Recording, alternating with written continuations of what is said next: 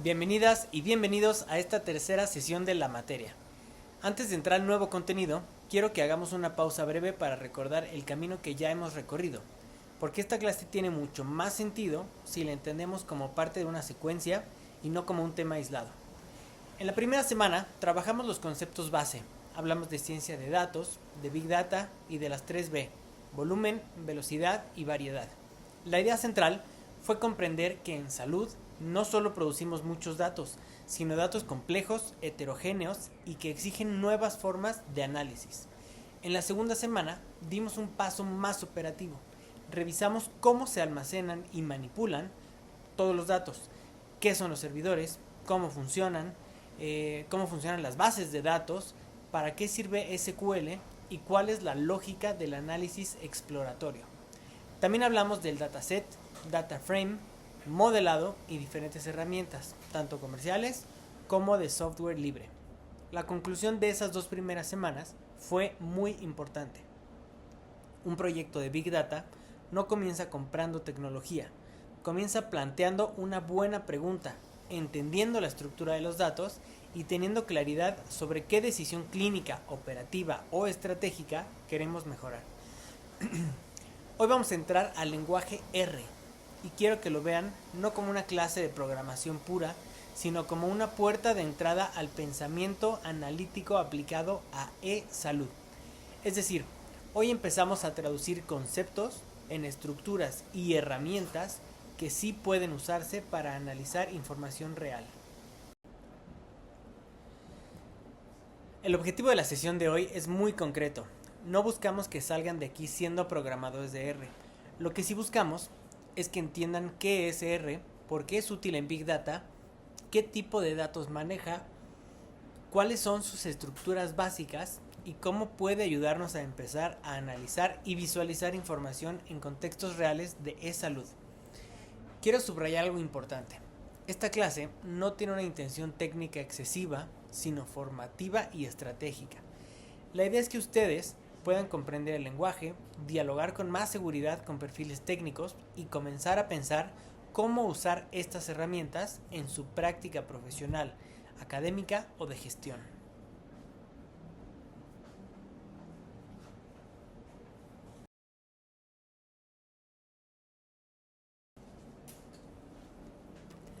Esta será nuestra ruta de trabajo. Primero vamos a ubicar a R dentro del ecosistema de Big Data. Después veremos qué es, por qué se utiliza tanto y por qué para esta materia se eligió como puerta de entrada. Luego pasaremos a almacenamiento de datos, tipos de datos y estructuras, que son la base de todo lo demás. Más adelante revisaremos herramientas de análisis y visualización, especialmente la lógica de la función plot. Y finalmente vamos a aterrizar todo esto a aplicaciones posibles en e-salud. Mi recomendación para ustedes durante la sesión es que escuchen esta clase con 2 lentes al mismo tiempo. El lente conceptual para entender los fundamentos y el lente práctico para imaginar en qué parte de su trabajo o de su campo de interés podrían usarlo. Van a notar que la clase de hoy es mucho más rápida, porque para este momento ya llevamos más de la mitad del contenido y entonces estoy esperando que ustedes puedan avanzar a un ritmo mucho más rápido porque comprenden mejor todos los tópicos.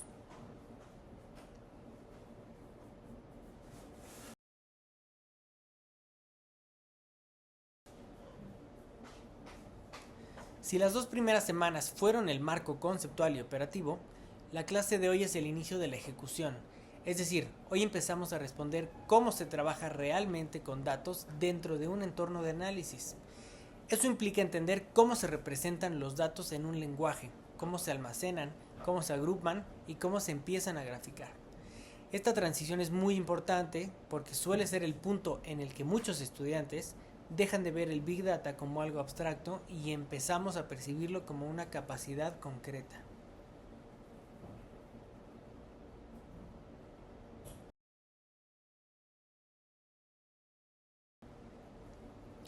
Una pregunta legítima sería, ¿por qué aprender R y no otra herramienta? La respuesta, en el contexto de esta materia, tiene varias capas.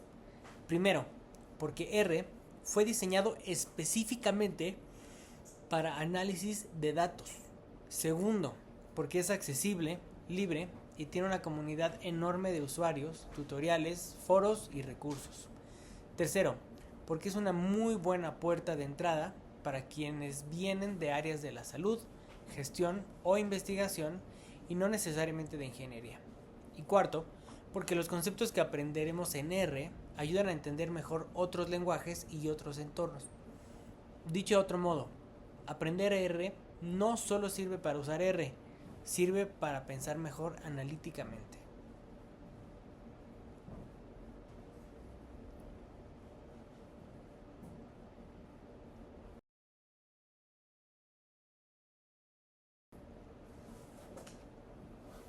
R es, al mismo tiempo, un lenguaje y un entorno de trabajo para analizar datos.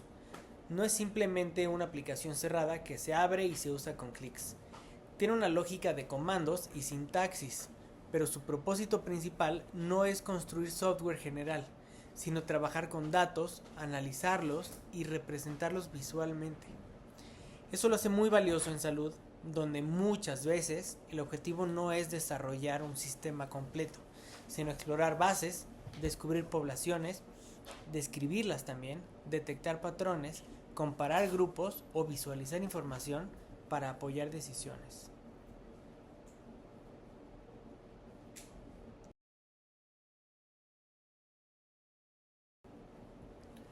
Conocer un poco de la historia de R también ayuda a entender su filosofía. R surge como una evolución del lenguaje S, pero con una gran diferencia. Nace de una vocación abierta y libre. Sus desarrolladores, Robert Gentleman y Ross Ijaka, impulsaron una alternativa que pudiera ser usada y enriquecida por una comunidad mucho más amplia. Ese origen explica parte de su fuerza actual. R no depende de una sola empresa, se ha fortalecido, y esto es gracias a una comunidad académica, técnica y profesional muy activa, y eso en el ámbito de salud es una ventaja importante porque facilita acceso, aprendizaje y colaboración.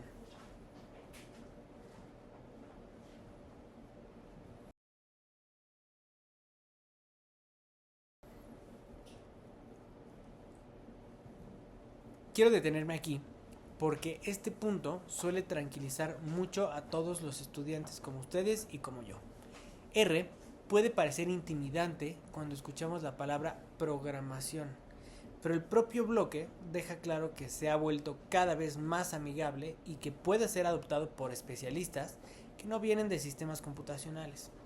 Cuando me refiero a que todos somos aquí estudiantes o alumnos, tanto ustedes como yo, es porque a pesar de que yo esté un poco más adelante de ustedes, ustedes van a llegar al punto en el que estoy yo y se darán cuenta que nunca dejaremos de aprender. Esto es un proceso constante y mientras ustedes tengan ganas de seguir aprendiendo, siempre va a haber algo nuevo que podamos aprender.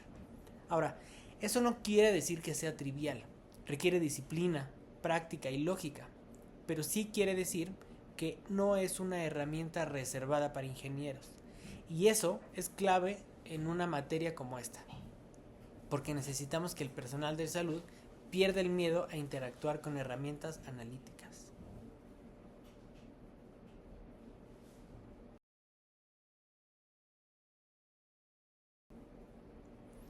En términos operativos, R trabaja a partir de comandos, es decir, le indicamos qué hacer con instrucciones escritas. Esto sucede dentro de una consola. Sin embargo, para que el trabajo sea más cómodo, suele usarse un entorno llamado RStudio o RStudio, que organiza mejor el espacio de trabajo y facilita algunas tareas. No quiero que hoy memoricen la interfaz, pero sí que entiendan esta idea. El trabajo analítico en R se apoya en una lógica de instrucción explícita. Eso es importante porque obliga a pensar con más claridad qué queremos hacer con los datos.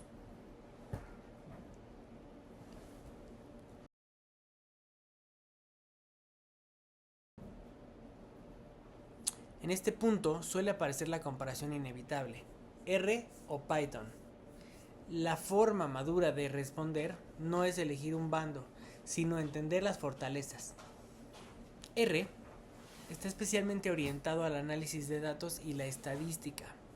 Python es un lenguaje más generalista con enorme fuerza en automatización, ciencia de datos y aprendizaje automático. Nuestros apuntes incluso mencionan que muchos investigadores los combinan con otras herramientas como Hadoop y Spark. Entonces, en vez de pensar cuál es mejor, conviene pensar para qué problema resulta más conveniente cada uno, y esa es una forma mucho más ejecutiva y profesional de abordar el tema.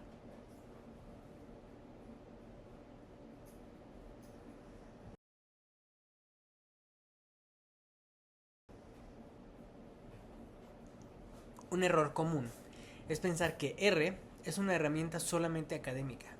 El bloque rompe esa idea al mencionar múltiples organizaciones que lo utilizan para fines reales, desde análisis de interacción y publicidad hasta predicción económica o análisis estadístico.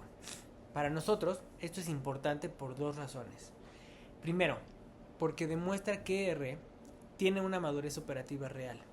Y segundo, porque ayuda a que ustedes dejen de ver el lenguaje como un ejercicio de la escuela o de la universidad y lo empiecen a concebir como una herramienta profesional con valor organizacional.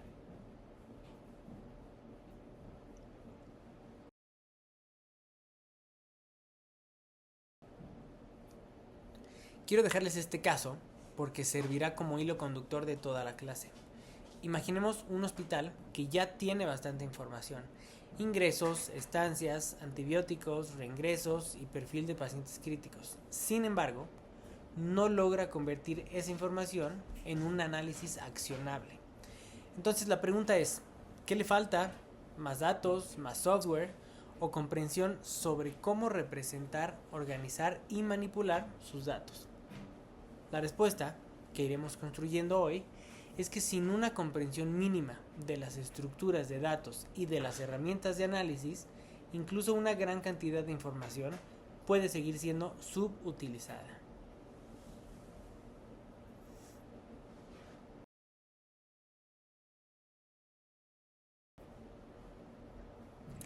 Entramos ahora a almacenamiento de datos. Esta diapositiva es muy importante porque resume la lógica funcional de R. R no solo sirve para hacer gráficas, sirve para cargar datos, prepararlos, manipularlos, analizarlos y modelarlos. Esto lo vuelve muy útil en proyectos de e-salud, porque los datos rara vez llegan listos para usarse. Primero hay que traerlos, después limpiarlos, luego organizarlos y más tarde analizarlos y finalmente comunicarlos. R acompaña buena parte de esa cadena.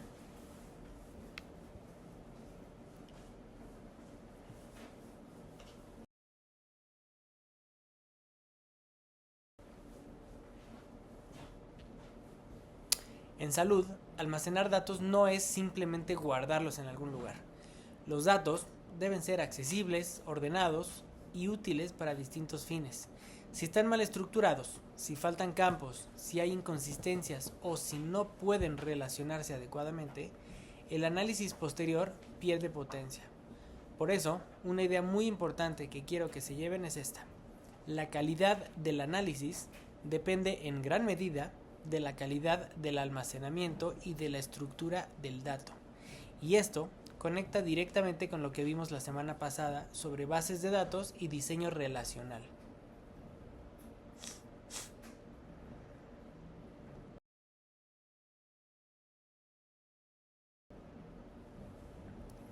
Una de las primeras competencias analíticas reales es saber reconocer el tipo de dato con el que estamos trabajando. Esto parece muy básico, pero en realidad es central. No podemos operar igual con el número de pacientes, con la temperatura corporal y con el nombre del paciente, aunque todo aparezca en una misma base. Por eso hoy revisaremos tres tipos que el material desarrolla de forma clara: entero, numérico y cadena de texto. Más adelante verán otros tipos, pero estos tres bastarán para construir una primera base sólida.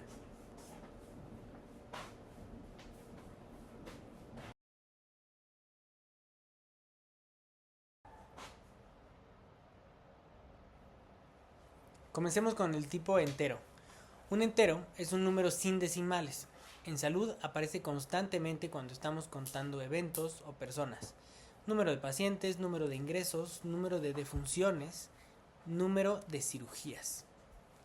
La clave conceptual aquí es que el entero representa cantidades discretas y completas. No tendría sentido decir que atendimos a 10 pacientes y medio.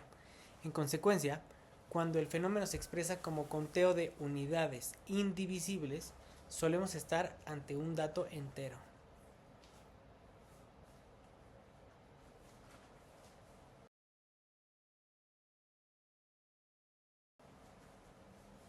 Ahora pasemos al dato numérico. A diferencia del entero, aquí sí tenemos parte decimal. Esto es muy útil para representar variables continuas o mediciones clínicas con mayor precisión. En la práctica sanitaria, este tipo de dato es omnipresente. Temperatura, glucosa, creatinina, índice de masa corporal, presión arterial promedio, dosis ajustadas, etc. La idea central es que el dato numérico nos permite operar matemáticamente y representar fenómenos continuos con más fidelidad.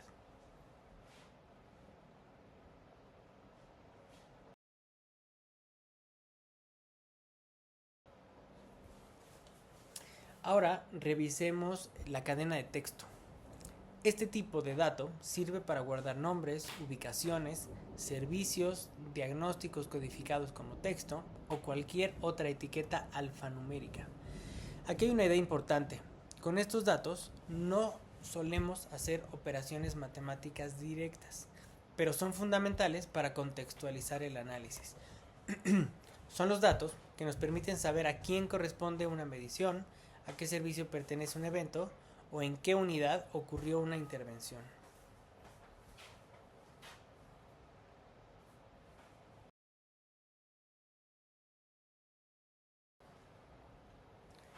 Esta diapositiva ayuda mucho a ordenar mentalmente el tema. Cuando vemos una base clínica, realmente lo que tenemos es una combinación de distintos tipos de datos. Unas columnas representan conteos, otras mediciones, otras categorías o nombres.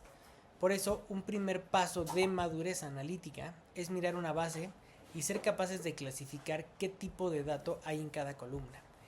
Esa habilidad, aunque parece sencilla, es la base sobre la que después se construyen estructuras, visualizaciones y modelos.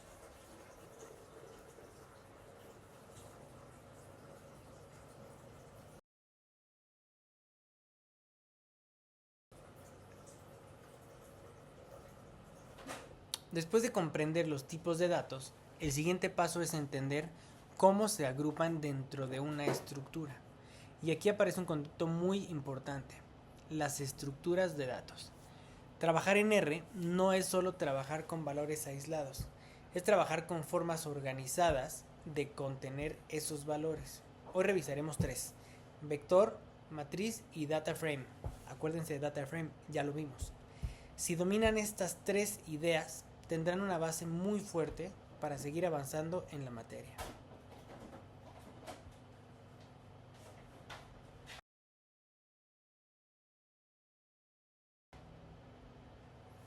Un vector es probablemente la estructura más básica que revisaremos hoy. Un vector reúne uno o más datos del mismo tipo. Si son números, todos deben ser números. Si son textos, todos deben ser textos. Esto es importante porque introduce dos ideas: homogeneidad y atomicidad. Homogeneidad significa que contiene un solo tipo de dato. Atomicidad, en este contexto, refuerza la idea de que la estructura es elemental y coherente. Si quieren una analogía sencilla, piensen en un vector como una lista ordenada de elementos del mismo género.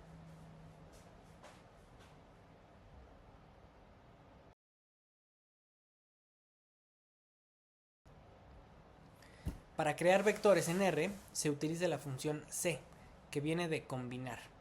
La lógica es muy intuitiva. Llamamos a la función y dentro colocamos separados por comas los elementos que queremos reunir. Aquí les muestro dos ejemplos muy simples: un vector numérico y un vector de texto. No quiero que memoricen sintaxis todavía, sino que capten la lógica. Estamos agrupando datos homogéneos en una estructura básica para poder trabajar con ellos.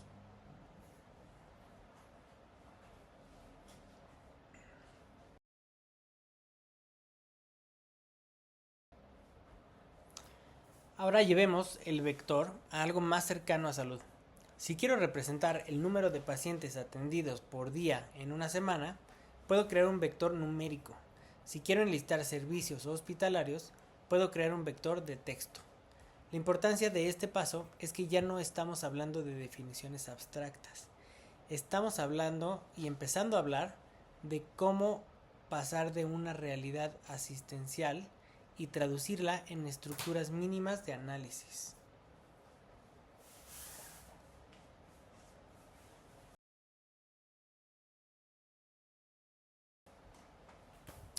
Una vez entendido el vector, podemos pasar a una estructura más compleja, la matriz. Nuestros apuntes la describen como una forma de vector multidimensional. Lo importante aquí es que sigue siendo homogénea, es decir, todas sus celdas deben contener el mismo tipo de dato. La matriz tiene dos dimensiones, renglones y columnas. Esto ya se parece mucho más a cómo imaginamos una tabla. Por eso resulta útil para operaciones matemáticas y estadísticas.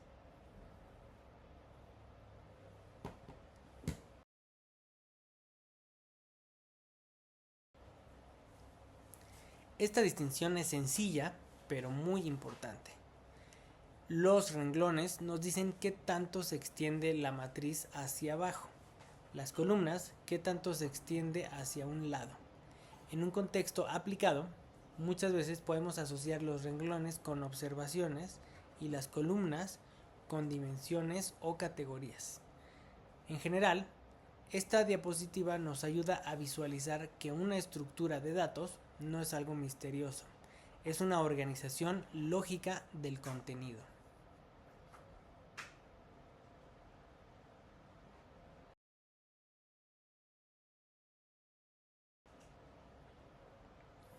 Esta lógica de construcción también es muy útil. Podemos partir de vectores homogéneos y al organizarlos adecuadamente, construir una matriz. El ejemplo de nuestros apuntes muestran dos vectores, uno para neonato y otro para unidad de cuidados intensivos. Al unirlos, tenemos una estructura rectangular lista para comparaciones y análisis. Este tipo de lógica es muy valiosa porque ayuda a pasar del dato suelto a una organización con sentido analítico.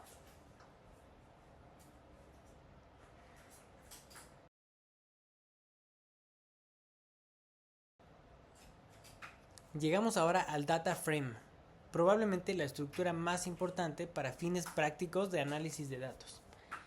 A diferencia de la matriz, el data frame sí puede contener distintos tipos de datos, es decir, puede tener una columna de nombres, otra de edad, otra de temperatura y otra de servicio.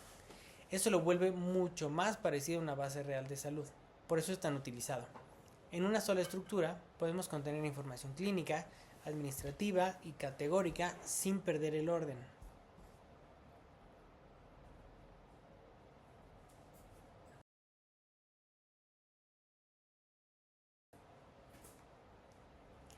Esta comparación es imprescindible. La matriz exige homogeneidad completa. El data frame, en cambio, permite heterogeneidad entre columnas. Eso sí, cada columna debe mantener su coherencia interna. En otras palabras, en una columna podemos tener nombres y en otra edades, pero no mezclar nombre y edad dentro de la misma columna. Esta idea es muy importante porque refleja cómo trabajamos realmente con bases clínicas o administrativas.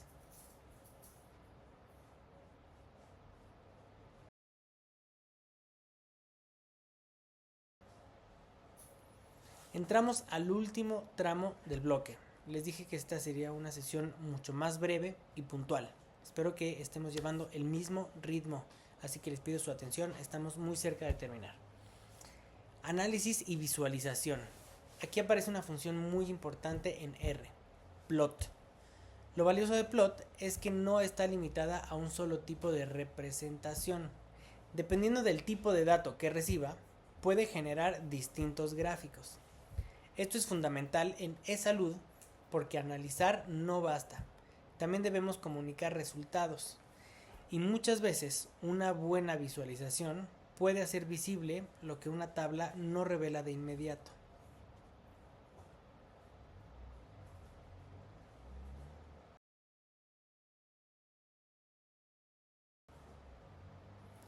Quiero cerrar con las ideas más importantes de hoy.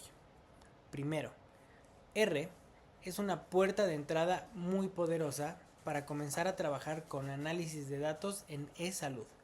Segundo, antes de correr cualquier análisis, debemos entender qué tipo de dato tenemos enfrente. Tercero, los vectores, matrices y data frames no son tecnicismos vacíos, son formas de organizar la realidad en estructuras que pueden analizarse. Cuarto, la visualización no es algo secundario, es parte esencial del proceso analítico porque traduce datos en comprensión. Y finalmente, quiero dejarles una idea que me parece muy importante en una maestría como esta. Ustedes no tienen que convertirse todos en programadores expertos, pero sí deben desarrollar suficiente alfabetización analítica para comprender, preguntar, supervisar y liderar proyectos de datos con criterio clínico, operativo y estratégico.